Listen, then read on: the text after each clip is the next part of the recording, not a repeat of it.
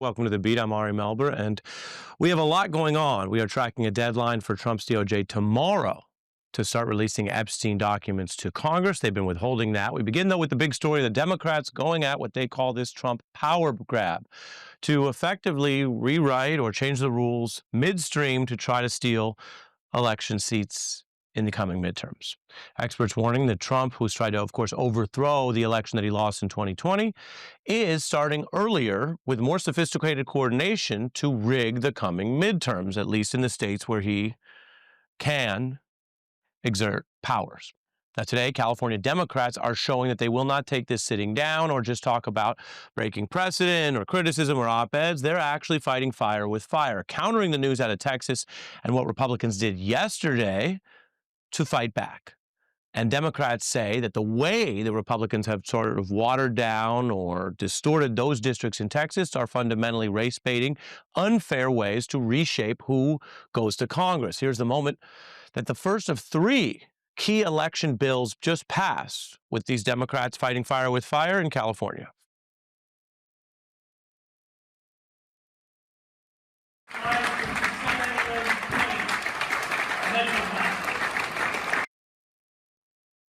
The key votes will set up a mechanism to redraw California maps. Earlier, before this vote, the governor said it's on Texas. This is radical rigging of a midterm election, radical rigging of an election, destroying, vandalizing this democracy, the rule of law. So I'm sorry. I know some people's sensibilities. I respect and appreciate that.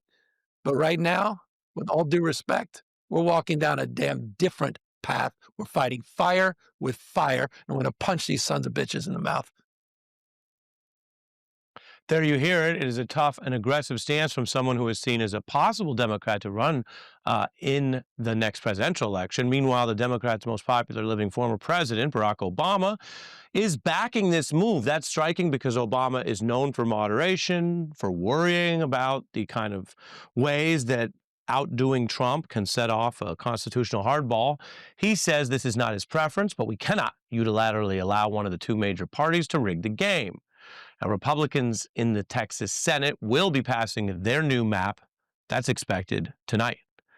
And Trump is continuing on. Today, he talked about trying to build some sort of artificial 100-seat majority. And one Republican in Texas basically saying the quiet part out loud. The underlying goal of this plan is straightforward: improve Republican political performance. That is a confession, an admission, indeed. In places where the courts and judges oversee these kind of changes, which can happen, you can sue to have judges look it over. That's exactly the kind of evidence that cuts against Republicans. Although others will say that both parties, with the California punching back, are admitting that this is now the new normal, or at least the normal in some of these states, where there's no pretense of drawing fair maps, just political hardball to distort the results. Republicans say they know it, they're going to barrel on. Some Democrats saying if this is what it takes, they will fight back with equal measure. I want to bring in our guests tonight who know a lot about these issues. Christina Greer is a political science professor from Fordham, and California Assemblymember Buffy Wicks, a Democrat who co-authored the state's redistricting legislation. Welcome to you both. Professor Greer, what do you think of the way Democrats are fighting back, and what is a shift from Barack Obama, who years back exactly opposed these kind of things, saying, where does it end? Right. Well, it seems as though Gavin Newsom's been able to do something that many Democrats haven't been able to do, which is get Barack Obama off of the sidelines and into the fight. I think there's a real tension in the Democratic Party right now because some people don't want Democrats to stoop down to the Republican levels. You remember Michelle Obama famously said, when they go low, we go high. But there are a vast majority of Democrats who are very frustrated. They feel like we're bringing staplers to a gunfight, and we're not fighting fire with fire, as Gavin Newsom has said. And so I think some people welcome this type of aggression that many Democrats have not necessarily had these past few months, especially, and seeing how Donald Trump and the Republican Party and his sycophants are moving so quickly to strip so many states from their rights and freedoms, I think many Democrats kind of welcome this aggression. Buffy, tell us what you and your party are doing in California, and if you would share with us, because people are watching to stay closely, in your own words, why this is different than Democrats' approach there in the past. Sure. I think we view this as really as a blatant power grab designed to rig the election. And I think as Governor Newsom said it best, we have to fight fire with fire. And that's exactly what we're going to do here in California. We're not going to let Donald Trump dismantle our democracy. And we really view that that is what is at stake here in terms of what he's trying to do and what he's doing in Texas. I will also note, though, that our plan is by far the most transparent in the nation. We voted today to go to the ballot to let voters see the maps. The voters will ultimately decide if they want these maps. And we also will revert back to the independent commission in 2030. But we're not going to sit by on the sidelines while Trump tries to rig the system. So I think we've put forth the most eloquent solution given the situation that we're in. And let me be clear, none of us wanted to be in this situation. I support the independent commission. So do so many of my colleagues. But what you saw on the floor of the assembly today and overwhelming support to send these maps to the voters and let the voters decide if this is what they want to do. And so in that sense, I think it's very transparent. It's very democratic, unlike what happened in Texas. Yeah, here's one Texas lawmaker. Let's take a listen. Well, the Governor Hochul in New York, I spoke with her just yesterday, and she is ready to take action if necessary. Again, this is all triggered. Not one of these Democratic governors was looking to do any mid-decade redistricting. And so then we're looking for, if we have to, New York is willing, Illinois is willing. We're talking to Maryland. We're talking to New Jersey. We're going to continue to talk to these states to try to meet them where they are, which is in the dirt. So, Buffy, I guess one way to build on both what she's saying there and your answer is, what would success look like? Does it look like thwarting or evening up any Republican effort to do this, to change the game midstream so that the next midterms are break even? But ultimately, if you didn't have this kind of rigging coming out of the Trump White House in the future, you just mentioned, you would be open to going back to what had been, I think, what a lot of Democrats wanted, which was a nonpartisan anti-gerrymandering position. Yeah, I mean, we've had the gold standard here in California. We voted on this a constitutional amendment in 2010 to create an independent commission, which we all support. But that was 2010. This is a different era in terms of what we are in. And we really view this as an emergency. We view Donald Trump as a threat to our democracy. And we want to give the voters the power to vote in these new congressional maps if that is what they want. Again, to revert back to the independent redistricting commission in 2030. But listen, we view it really as an emergency. And if you look at what Donald Trump has done to our state, how he has targeted California as a blue state, what he's doing with these ICE agents, these thugs coming into our communities, how he wants to withhold, wildfire resources for our communities whose homes have burned to the ground, threatening to take away health care, SNAP, food stamps, all of the things, and for other blue states, this is what's coming your way. And this is what he's intended to do. And we view what he is doing in Texas as his chance to grasp onto more power in a very unfair way. He does not play by the rules. And that is why I think it's important for us to act. And you saw overwhelming support amongst Democrats in the legislature today to do exactly just that, to empower our voters to act in November with a special election to vote on new maps. So, Professor Greer, are we entering what sounds like the beginning of a new phase of Democratic response? There's grassroots resistance. The No Kings protests were huge. In some measurable ways, the ongoing protests of the second Trump term are actually broader, wider than the first term, even as the elites, we've seen it in colleges, companies, media, parent companies giving in, while the grassroots is stronger. And now we're seeing elected Democrats basically say they can speak in the same language, the only language perhaps that Trump understands. Right. I mean, I think it's been very clear that the Democratic voters want a lot more aggression than many Democrat elites have shown. And I think it's, as was said, these are very trying times. I mean, the president is a political arsonist. He lights fires and then he comes and sort of tells everyone that he's put them out, even though he is the one who's made the destruction. We remember during his first term, he wanted to find these 11,000 plus votes, and we still had some Republicans who, held the breach. We don't really have those Republicans nowadays, and they recognize that many of their policies are wildly unpopular, whether it's LGBTQ plus issues, whether it's IVF and, abortion rights for women, whether it's the environment or jobs. The list goes on and on. So the only way that Republicans will have some success in 2026 is to make sure they disenfranchise as many people and actually gerrymander folks out of districts. So, as frustrating as it may be for people who wanted and still want, politics the way we have had them and the way we were progressing as a nation in a small d democratic way, as a professor, I've taught intro to politics for well over a decade. And we're not in that moment. And I think we have to be realistic about just how fragile we are. So many norms have been broken. So many things that we thought were laws do not actually exist. And we are sort of meeting George Washington's biggest concern that he talked about in his farewell address in the second term of Donald Trump, and having people abdicate to him, having Congress give away their power, having the courts essentially say, Donald Trump, whatever you'd like, we'll make sure happens. So this is a new era. I think it will make some Democrats somewhat uncomfortable to see this type of forceful language and action. But if it is what saves this nation from falling off of a cliff and into, fascism, I think that, it's a hard pill to swallow, but it's one that must be had before 2026 to make sure that we actually do have midterm elections and actually can get people back into Washington, D.C. to make some decisions on behalf of the American people. Right. And it may be the dead of summer. It may be a time where people are understandably focused on other things. And yet that's precisely when this power grab began, because they want to, as you said, change what would have been a free and fair midterms, maybe because they are so worried about losing. Christina Greer, Buffy Wicks, my thanks to both of you. The Trump White House is also trying to rebrand something that people don't like, the budget that's kicking so many off healthcare. We have that coming up. And Trump's D.C. takeover getting South Park treatment, something we know that bothers the president. But first, Michelle Goldberg is here to follow up on the reporting we've been doing on Epstein, what you need to know, and why the scandal won't quit for Donald Trump heading into Labor Day. We're back in 90 seconds.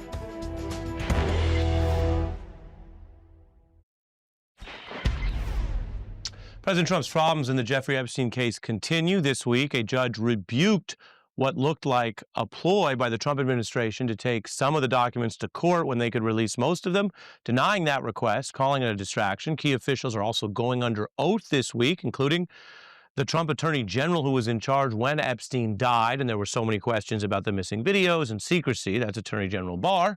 Now, we have been following this story, breaking down not only the corruption, but how far back it goes. This is a new timeline that we debuted this week, and I want to show you part of this special report. Local police in Palm Beach, Florida, began a probe into Epstein, investigating reports of abusing victims as young as 14. The local case led to Epstein's indictment for a single count of soliciting prostitution. Epstein reached a deal with the Bush administration's federal prosecutors to take that local Florida conviction for soliciting prostitution with an adult and a minor.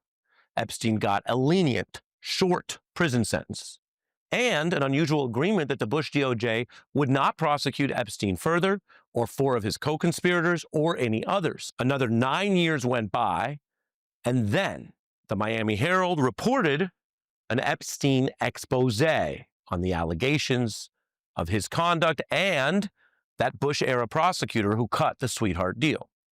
That investigative report gained traction, partly because of a tie to Trump, who promoted the very prosecutor, Alex Acosta, to his cabinet, leading to a fairly swift federal indictment of Epstein on far more serious sex trafficking charges. Epstein was found dead in his cell. The situation was suspicious. Officials there broke several protocols. Epstein was a high-profile detainee. He'd been placed on suicide watch, which was then quickly lifted. Guards failed to do required inspections the very night of his death. And a lot of questions were hanging over all of this. Trump Attorney General Barr even admitting the prison made mistakes then, but claiming that he personally reviewed prison video which showed no one entering the cell. And with Epstein dead, prosecutors turned to a co-conspirator who might have benefited from that original Florida case being shut down, what I told you about. They went ahead and indicted Ghislaine Maxwell for helping Epstein's sex trafficking. It was a problem for Trump. given that he promoted the original prosecutor, that he oversaw the DOJ, which failed to answer questions or have transparency about whatever happened in that prison cell. Bondi went from saying there was a client list to there wasn't. She was lying then or lying now. The DOJ memo then said there was no other Epstein info that was going to be released, which ignited that firestorm of criticism we all lived through. The Trump administration's contradicting claims drew more heat on its secrecy. The DOJ then sent this former Trump criminal defense attorney to interview Maxwell in prison and then transferred her to a better prison, an apparent reward for the one person doing any time for Epstein's indicted federal crimes. This is a damning account of President Trump's approach to this case in government. Now, this is a serious governing problem for President Trump and the DOJ and obviously the impacted victims. Even if we learn nothing else about this, it's an open scandal for this administration. And then there are the glaring and inconvenient facts that go back even further before Trump was in government. Legally, these social links alone are not evidence of a crime. They are evidence of a conflict of interest, the kind of link that requires a judge or prosecutor to recuse from a case. But Trump has been doing the opposite, commenting and intervening, his DOJ's actions on Epstein repeatedly putting secrecy over facts. Secrecy over facts, and a lot of a cover-up over the victims who, as you see in that fuller timeline, were cut out of the initial deal struck by the prosecutor, later promoted and then ousted by the Trump administration. And so many of these victims say they feel cut out again as Maxwell gets special treatment. We trace that timeline in the new special report here, and we're going to bring in a New York Times columnist, Michelle Goldberg, who's been writing about the politics and the ethics of this when we come back.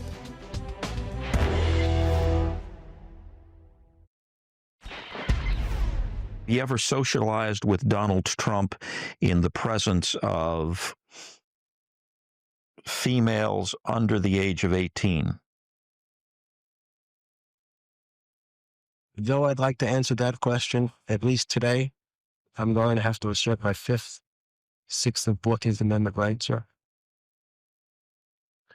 Now, deceased Jeffrey Epstein there, refusing to answer that question in a deposition. We're joined by New York Times columnist Michelle Goldberg, an MSNBC analyst. Michelle, it is actually easy to lose some of the thread or the facts on this sordid story.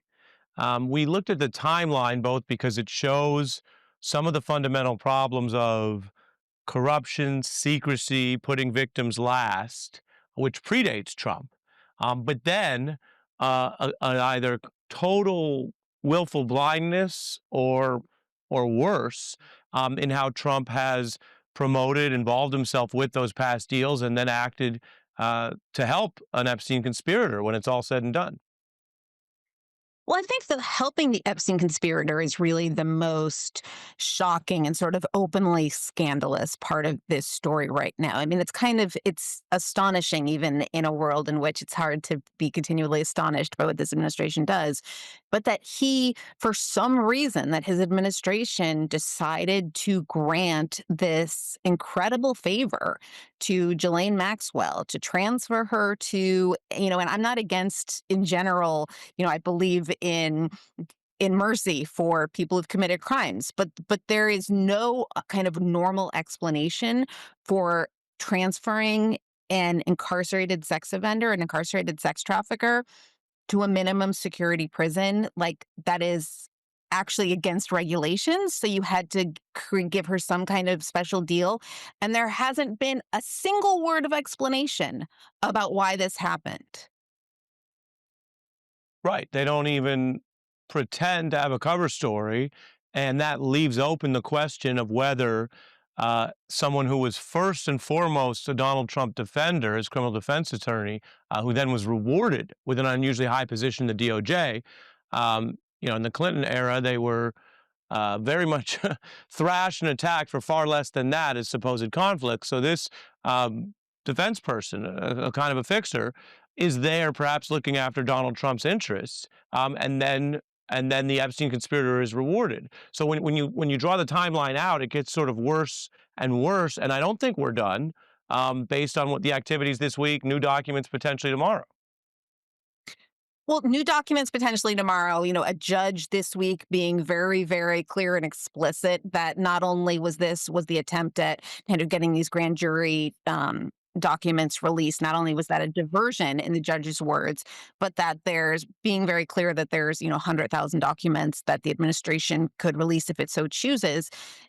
Now, Labor Day is coming up. People are going to go on vacation. But as soon as, sort of the world returns to work after Labor Day, or at least Washington returns to work after Labor Day, you're going to have this big press conference in Washington, D.C. with Ro Khanna and Thomas Massie, a Democrat and a Republican, bringing a bunch of Epstein's victims, some of whom they've said haven't spoken publicly before, to tell their stories, and it sounds like kind of express their unhappiness, because some of them now also have demanded more transparency from this administration, which ironically, the administration claims that its lack of transparency is to kind of protect these victims. Yeah, and Attorney General Barr has his own agenda here and his own exposure from being the principal law enforcement official in charge when Epstein died. Then they lost the tapes. Then years later, they release other tapes, and everyone's heard about the controversy about the full veracity of those tapes. Interestingly, one lawmaker says that in that new Barr testimony this week, he also tried to throw his successor, Pam Bondi, under the bus and say, whatever she claims in her memo and whatever Trump's claiming, of course they can release virtually all. I mean, there may be some redactions here or there of names or grand jury material, but virtually all, 99% of the Epstein documents. Take a listen. He indicated that the current Attorney General, Pam Bondi, has it within her power to release those files right now. And so we're once again saying she should release the entire files. And this idea that she's going to roll out some of it on Friday and then continue this kind of planned stage rollout is not acceptable. Meanwhile, as you've written about, there is an unusually factual or transparency-oriented call within the MAGA base. I don't recall them being this excited about environmental FOIA requests or other information about Donald Trump's businesses. Even right now, good government people say, whatever your politics, it would be better to know more about the president's new crypto investments and whatnot, because it affects the banking system. Something we've all lived through, what happens when that doesn't go well. Putting that all aside, though, Michelle, it does seem, for a bundle of reasons, that the base there does care about getting these documents. Do you think the politics of that will continue to keep this issue alive on the right? So I think that there are some people on the right who are willing, like Charlie Kirk said, to just say, I'm not going to talk about this anymore because, sort of I have my marching orders. There are a lot of MAGA loyalists who would forgive Donald Trump if he met, if Epstein handed a girl to him on Fifth Avenue. But there's also, I think there's two other categories of people, or maybe more, but there's two main categories of people. There's people who are really attached to this conspiracy theory, who have really truly believed that they were heading towards some grand cathartic revelation in which all of their enemies were going to be, kind of revealed in all of their villainy and finally punished. And it's sort of baffling to them that Trump is refusing to give them this. And some of them, I think, you hear Joe Rogan, some of them are saying, well, he's in the files, did he do something? But I think a lot of them think that he's covering up for even more powerful figures. So in some ways, the conspiracy theory is just expanding. And there's a lot of them who believe that there is some kind of Israeli conspiracy theory, that's who Trump is covering up for. And it's at a time when anti-Israel and, frankly, anti-Semitic conspiracy theories on the right have become much more mainstreamed and much more prevalent. And so I think that part of the MAGA base is not going to be satisfied with, that sort of saying nothing to see here. Right. And as you remind everyone, both things can be true. A call for transparency or information that might yield credible evidence, and a pursuit of conspiracies or attacks above all, meaning you're looking for an outcome or a narrative, not the facts. Well, the tricky thing and some of that's go ahead. I was going to say the tricky thing here is that on the one hand, there are conspiracy theories that seem, at least on their face, to be absurd. And at the same time, there's kind of signs of some sort of conspiracy or at least something very strange going on. You know, the kind of official story has so many holes in it, and there's so many unanswered questions and strange behavior by all involved that I certainly wouldn't dismiss all of those who say, you know, we need to see these files or there's something malevolent going on here. That's not a conspiracy theory. That's kind of a demand for transparency. At the same time, there is this belief, you know, as Steve Bannon has said, that Epstein is the key that picks the lock, right? That kind of once they reveal Epstein, this whole global cabal is going to come crashing down. Right. Which, Michelle Goldberg, thank you so much on all aspects of this story. I'll tell folks that coming up, pop culture is going after Trump's abuse of power, and J.D. Vance is spinning his way out of those healthcare cuts. Stay with us.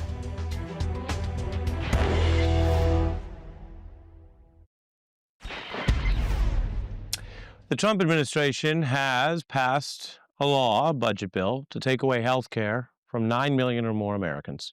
Turns out that's not popular, and so they are spending the end of the summer trying to rebrand or run from the thing they did. Officials say it's not a health care cut in the budget, but a working family tax cut. A sign that some of this just isn't going over well, at least the original way that it was defined. 32% of Americans like this law. That means a heck of a lot of Republicans and Trump voters don't like it or don't like what they've heard. And people get even angrier when they find out a president who campaigned on lowering prices and evening things up is actually moving that money from healthcare to the super wealthy. Just making cuts without a plan is dangerous to Oklahomans. With the recent cuts that just got passed, like we're all going to be affected by rural hospitals. 3/4 of the hospitals here in Iowa are rural, meaning that the impacts could be pretty close to home. A program that teaches and encourages healthy eating could be in jeopardy. A provision in President Trump's recent tax cut bill eliminated funding. Any changes in Medicaid will mean less access to care and ultimately more deaths. That's just some of the local news coverage. People will soon experience this, whether they follow the news or not. Transportation projects deemed critical being cut in red states. In Georgia, rural hospitals facing not only limits, but possibly having to shutter to close. J.D. Vance was in Georgia today, while the state senator joined this very news channel to discuss the damage. It's not about kicking people off of health care. It's about kicking illegal aliens the hell out of this country. Defunding hospitals and nursing homes to cut taxes for the wealthiest people in the country. If you're working hard, the government ought to leave you alone. Ain't that the truth? That bill is like 20 points underwater in Georgia. You ought to have a tax code that rewards you instead of punishes you. Vance is being sent on this little errand to come and play defense in Georgia, defending a bill they can't defend, trying to sell the unsellable. We're joined by Tim Miller, a longtime conservative operative, now turned independent critic. You tell me. He's the host of the popular Bulwark podcast, an MSNBC analyst. Many of you know him well. Nice to see you. Hey, Ari, what's up? What's up? I wanted to get your credentials in there. Because you come at this from experience working in Republican politics, at least before it went pure MAGA. And so let's start there. In states like Georgia, which we just saw, that are going to face the brunt of this, what do you think is going to happen? Well, look, I mean, I think it's hard to have a crystal ball for how this stuff plays out in the midterms. I mean, usually the out party does well. I think the problem they have here is mostly that this bill didn't really please anybody. Like, it was a big mismatch, right? It didn't please like traditional conservatives, folks like myself who wish that they would have balanced the budget more. You know, it didn't please MAGA populists who don't want Medicaid cuts. It didn't really, and I guess it pleased some in the super wealthy and a few industries that got tax cuts, natural gas and others. But like for the most part, like the coalition was really fractured by this bill, and so how what Trump has done in the past when he's run into these situations is he's done a good job as a marketer and a brander out there pushing it and redefining things. He hasn't done this on this bill. Steve Bannon was just complaining about that yesterday on his podcast that I suffer through from time to time. He's like, where is everybody out there on this? I think that explains why you see JD in Georgia, but I think it's an uphill battle because, they ended up, passing a bill that was not economically populist, and so was not going to appeal to the MAGA base, and still managed to blow up the deficit as a result. When you look at the healthcare cuts, there are people who are losing or will lose coverage over this process who may not know it yet. What happens when people, whether they are MAGA voters or just in the community or known, find out this is also what Trump began the term with, which is just kicking people off health care, a point that's concerning enough that Vance felt the need to bring it up to then deny it, which fact check false in many cases. Yeah. Well, look, the big tell on this is that a lot of these cuts don't actually go in place till after the midterms on the healthcare side. There'll be impact, particularly rural hospitals, because hospitals have to plan, and there's kind of complicated factors that go into this sort of stuff. But like the actual cuts to benefits, most of that is post 2020 or is 2027 and after. And the funny thing is Josh Hawley, this is the big tell. The most besides Vance, now that he's out, probably the most traditionally MAGA on a policy front senator was like, I'm voting for this bill because I don't think that healthcare cuts will ever go into effect. I think that they'll hurt our voters, and I'm going to fight to block them from actually going into effect in 2027. So that tells you all you need to know. They know that it will be unpopular with their own voters if it goes into effect. And I think that's a real problem for them probably in 2028, not 2026. What's the bottom line on how you describe the Trump economy so far with 40 seconds left? Yeah. Look, it's stagnant. It's stagnant. And the tariffs have put a big cap on it. If you were a Trump voter who went in there because you were worried that costs were too high, nothing has helped you. Housing costs are still up, grocery prices are up. I saw, because thanks to the tariffs, gaming console prices are up now. Gas prices are maybe down a hair, and egg prices are maybe down because the avian bird flu's over. I don't think Trump gets credit for that. So, I think that's why you see his numbers so bad on the economy right now. He's not delivering what he had promised to people. Yeah. Tim Miller, great to see you. Happy summer. When we come back, I'll tell folks about the backlash to Trump's abuse of federal power there, trying to take over the streets of our capital.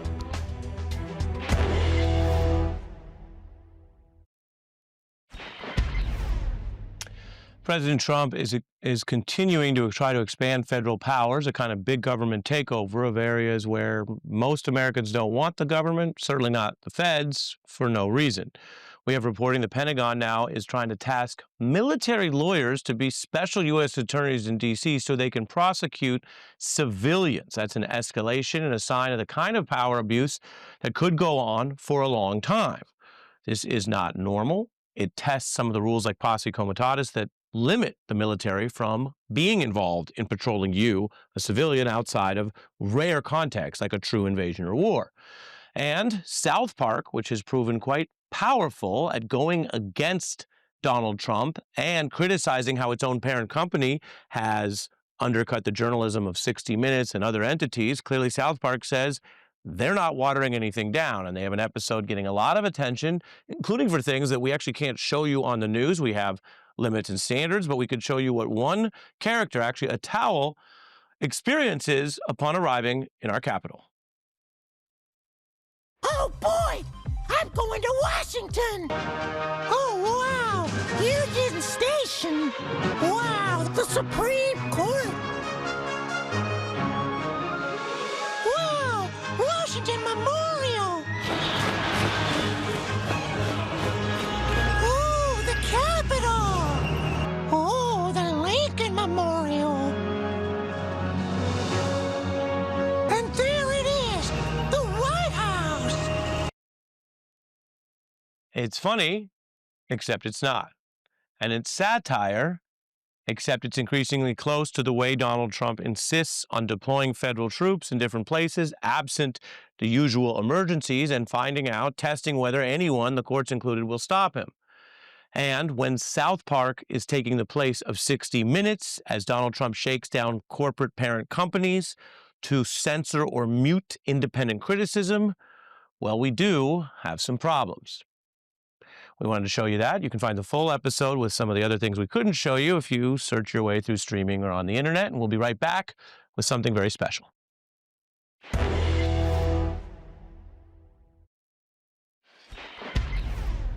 There is new music from Chance the Rapper to Taylor Swift coming soon, and a new album by these gentlemen, The Clips, brothers Pusha T and Malice.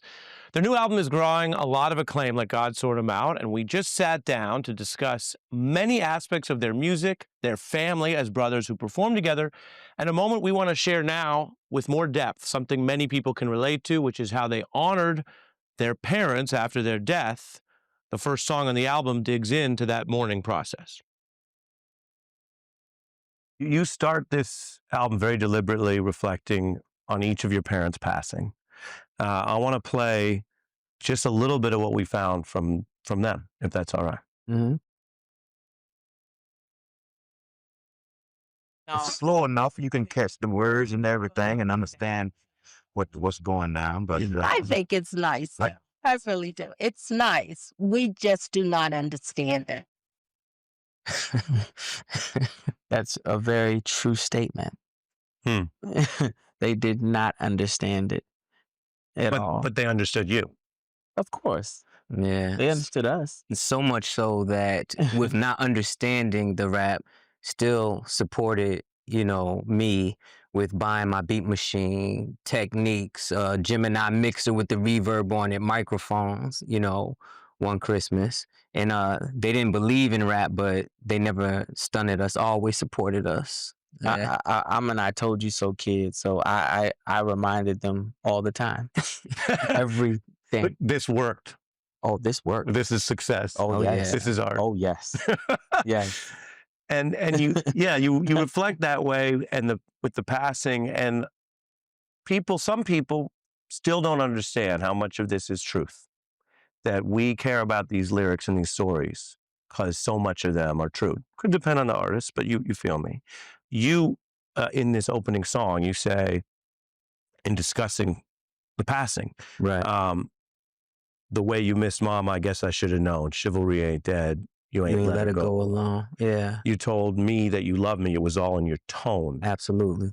Quote, I love my two sons was the code to your phone. Right.